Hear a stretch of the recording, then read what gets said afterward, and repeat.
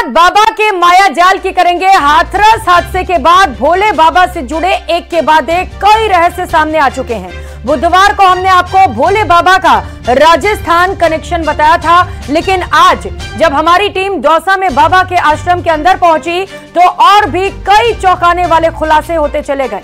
देखिए रिपोर्ट।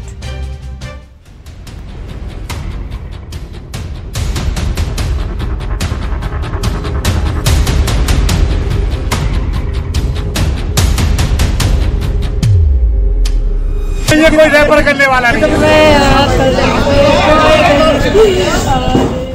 बाबा का आश्रम, न्यूज़ 18 की पड़ताल। ये दरबार चलता था, यहाँ पर आप तस्वीरें देखिए, अभी भी टेंट लगा हुआ है। बाबा की लेडी ब्रिगेड का पर्दाफाश।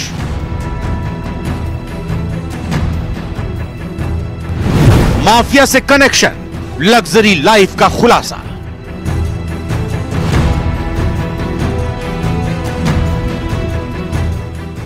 यूपी, एमपी, हरियाणा और राजस्थान, हाथरस वाले भोले बाबा का साम्राज्य सिर्फ उत्तर प्रदेश ही नहीं बल्कि 5 राज्यों तक फैला हुआ था। राजस्थान के दौसा में भी बाबा का एक आश्रम लगता था, जिसमें भारी संख्या में लोग पहुंचते थे, जिनमें अधिकतर महिलाएं होती थी। खुद को नारायण का अवतार बताने वाले बाबा का हाथरस की तरह दौसा में भी प्रवचन होता था।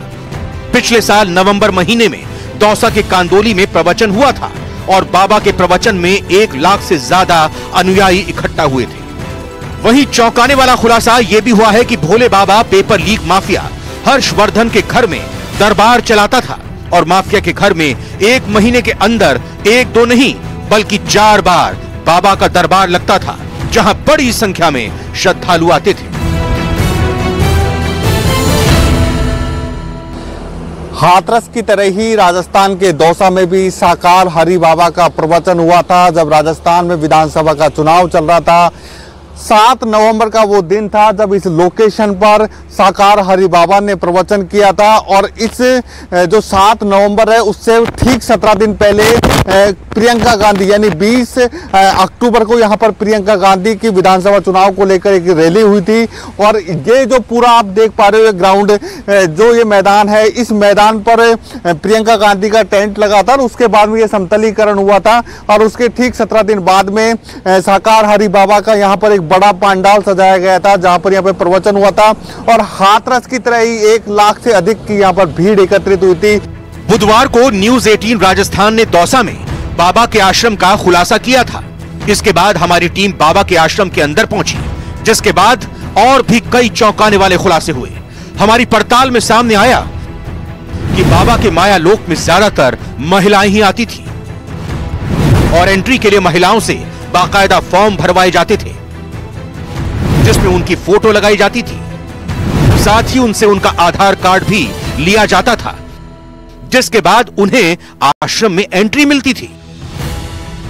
हाथरस कांड के बाबा साकार हरि बाबा का जो राजस्थान कनेक्शन सामने आया है, वो राजस्थान के दौसा में पेपर लीक के जो माफिया हैं हर्षवर्धन मीणा, उनके घर में दरबार लगाया करते थे। और न्यूज़ 18 राजस्थान पर दर्शक पहली बार दरबार के अंदर की तस्वीरें देख रहे हैं। ये कुछ डॉक्यूमेंट्स हैं, इसमें महिलाओं के फोटो लगे हुए हैं। नारायण साकार हरि की संपूर्ण ब्रह्मांड में सदा सदा के लिए जय जयकार हो, इस तरह का एक फोरम है। और इसमें एक तरीके से बहन सैनिक, मतलब जो भी उसके जो प्राइवेट फोर्स होती थी उसमें महिलाएं भी शामिल होती थी, ये खास बात है।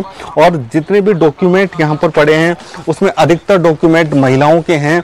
तो खास बात यह है कि जो बाबा का दरबार सजता था उसमें महिलाओं की अधिकता रहती थी, महिलाओं का प्रवेश ज़्यादा होता था।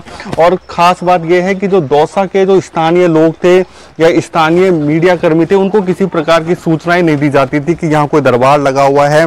सिर्फ बाहर से उत्तर प्रदेश और हरियाणा से यहाँ पर अनुयायी आते थे। और तस्वीरें हम दिखाने को कोशिश करते हैं। ये एक बक्सा है और इसमें भी कुछ डॉक्यूमेंट पड़े हुए हैं, जिसमें ये क्रम संख्या मतलब कुल मिला के संख्या लिखी जाती थी कि कितने लोग यहाँ पर आ रहे हैं।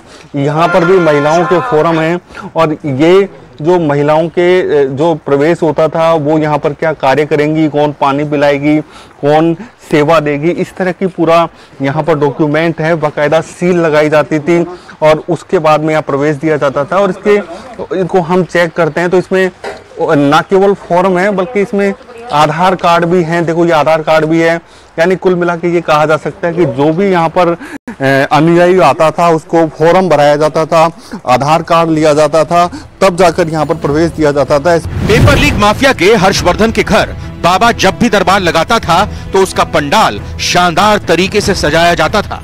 बाबा लग्जरी कुर्सी और झूले पर बैठते थे। साथ ही हर्षवर्धन के घर बाबा के लिए बेड और सोफा भी लग्जरी था।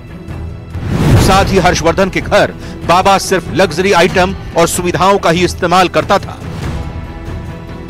ये दरबार चलता था। यहाँ पर आप तस्वीरें देखिए, अभी भी टेंट लगा हुआ है क्योंकि एसओजी का जो सर्च अभियान था उसके बाद से ही इसको पूरी बिल्डिंग को सीज कर रखा था। ये लग्जरी कुर्सी है और झूला है एक तरीके से, और ये कुर्सी पर ये झूला है और यहाँ पर बाबा जो भोले बाबा हैं वो बैठा करते थे और दरबार सजाया करते थे, प्रवचन दिया करते थे। दौसा में इस दरबार को इतना गोपनीय रखा जाता था कि पेपर लीक माफिया के घर के आसपास प्राइवेट फोर्स तैनात की जाती थी ताकि कोई भी स्थानीय व्यक्ति दरबार की आंतरिक बातों को नहीं जान सके। हालांकि जब हर्षवर्धन मीणा का पेपर लीक कांड में नाम सामने आया तो एसओजी ने दबिश देकर हर्षवर्धन मीणा को गिरफ्तार कर लिया और उसके ठिकानों पर सर्च अभियान चलाया, जिसके बाद बाबा का दरबार सामने आया। एसओजी के रेड के बाद से ही यहाँ दरबार लगना बंद हो गया। और पेपर लीक माफिया हर्षवर्धन से बाबा के संबंध थे, इसमें कोई अतिशयोक्ति नहीं है। लेकिन पेपर लीक प्रकरण में कितनी लिप्तता थी यह हो सकता है कि एसओजी पूछताछ करे। लेकिन जो हर्षवर्धन मीणा है उसके संपर्क में जो ये भोले बाबा हैं जिसके कारण यह हाथरस का कांड हुआ है वो उनके संबंध में था और उनके घर पर यहाँ पर दरबार सजाया करता था। ऐसे में जो राजस्थान का कनेक्शन जो भोले बाबा का सामने आया है उसमें पेपर लीक माफिया से उसके संबंध जुड़े हुए हैं। आशीष शर्मा, न्यूज़ 18 दौसा। कांग्रेस से जुड़ी इस वक्त की बड़ी खबर सामने आ रही है। कांग्रेस ने भीतरघात करने वालों पर एक्शन का मन बना लिया है। 6 जुलाई को कांग्रेस अनुशासन समिति की बैठक होगी। यह मीटिंग पीसीसी में उदयलाल आंजना की अध्यक्षता में होगी। बैठक में प्रदेश के वरिष्ठ पदाधिकारी भी शामिल होंगे। बताया जा रहा है कि पार्टी में अनुशासन से जुड़ी लंबित शिकायतों पर चर्चा की जाएगी और अनुशासन भंग करने वालों के खिलाफ कार्रवाई की जा सकती है। बैठक के बाद प्रदेश अध्यक्ष को रिपोर्ट भेजी जाएगी। चुनाव की वजह से दही नहीं खा पा रहा हूं। और खबरों में आगे बढ़ेंगे। राजस्थान की पीटीईटी परीक्षा का परिणाम आज डिप्टी सीएम और उच्च शिक्षा मंत्री डॉक्टर प्रेमचंद बैरवा ने जारी किया। पीटीईटी रिजल्ट वर्धमान खुला विश्वविद्यालय के जयपुर स्थित केंद्र से जारी किया गया। पीटीईटी में द्वितीय वर्षीय पाठ्यक्रम में हनुमानगढ़ के देवीलाल ने टॉप किया। वहीं बीए बीएड परीक्षा में झुंझुनू की अक्षरा सैनी ने टॉप किया तो बीएससी बीएड परीक्षा में मीत पसोली ने टॉप किया है। बता दें कि हाल ही में राज्य के 1055 परीक्षा केंद्रों पर वर्धमान खुला विश्वविद्यालय के द्वारा ये परीक्षा आयोजित करवाई गई थी। परीक्षा में 4,28,242 अभ्यर्थियों ने हिस्सा लिया। इस दौरान टॉपर्स को कॉल करके डिप्टी सीएम प्रेमचंद बैरवा ने शुभकामनाएं दी। पीटीईटी परीक्षा 2024 का समयबद्ध संचालन कर समय पर परिणाम घोषित किए जाने पर सभी को बधाई।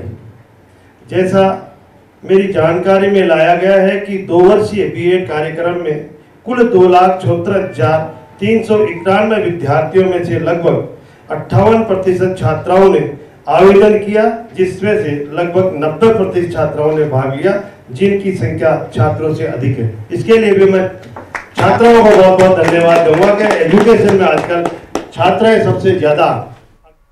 और फिलहाल यहाँ वक्त चला एक छोटे से ब्रेक का, कहीं मत जाइएगा, हम लौटेंगे फौरन।